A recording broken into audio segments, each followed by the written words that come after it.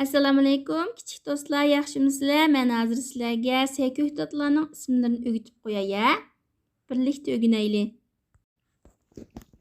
Bu sho'xlar. Sho'xlar. Bu laza. Laza.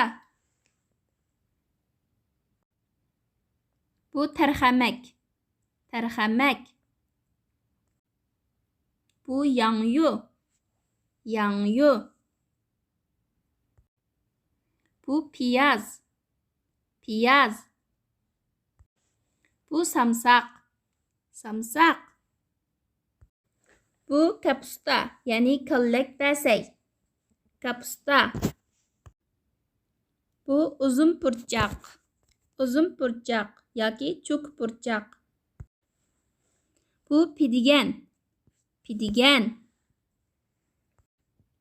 Bu kava. Kava.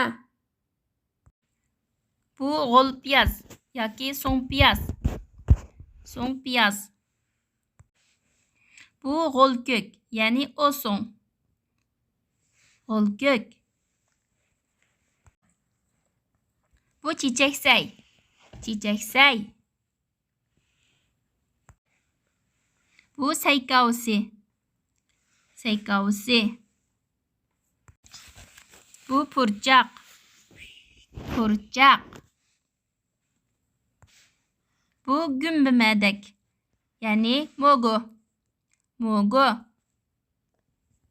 Kichik do'stlar, o'rganib oldinglarmi?